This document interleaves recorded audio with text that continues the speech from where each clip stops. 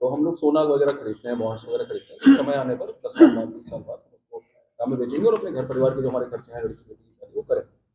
इस बजट में एलटीएसजी long term capital gain जो टैक्स है वो 12.5% बढ़ा दिया गोल्ड बॉन्ड्स पे।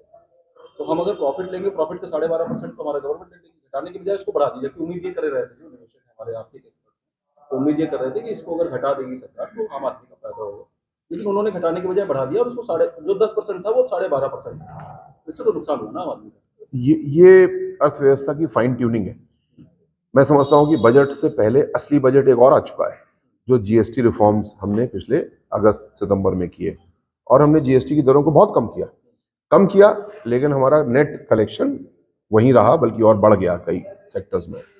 ये जो 10% का 12%, 10% का 8%, ये करेक्शंस सरकार करती हैं, जिससे कि लिक्विडिटी भी बनी रहे मार्केट में, लोगों को रिटर्न्स भी मिले। हाँ, गोल्ड की प्राइसेस और सिल्वर की प्राइसेस खासकर बहुत तेजी से बढ़ी हैं।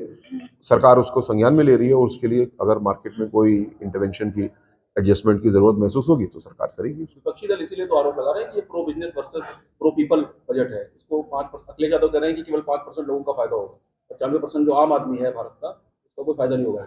ये अखिलेश यादव का कहना है। उनका ये भी कहना है कि हमारी समझ से बाहर है, ये बजट जो है वो समझ से बाहर है। उनके समझ से बाहर, ये बात तो मैं बिल्कुल समझ सकता हूँ, लेकिन जो बजट किसानों को समर्थन देता हो, मजदूरों को समर्थन देता हो, छोटे व्यवसायियों को समर्थन देता हो, वो सरकार को या देश को पीछे ले जाने वाला नहीं, आगे ले जाने वाला है। कितने लोग हैं जो 1 किलो सोना खरीदते हैं और उसको रखते हैं और उस पर कैपिटल गेन्स की चिंता करते हैं।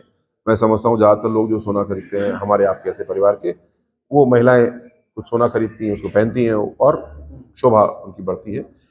लेकिन जो अखिलेश जी का आरोप है कि 5% लोगों का फायदा होगा, नहीं, मैं समझता हूँ इसमें 100% लोगों का फायदा होगा। और आज भारत की अर्थव्यवस्था एक अच्छे टैक्स सिस्टम की वजह से, जीएसटी और डायरेक्ट टैक्स की वजह से, अच्छे लॉज की वजह से, और इतने सारे कानूनों को हमने समाप्त किया है या डीक्रिमिनलाइज किया है, ऐसी राजनीतिक आर्थिक व्यवस्था हम लोग बनाने में सफल हुए हैं कि हमारी अर्थव्यवस्था 7.4% की दर से बढ़ रही है।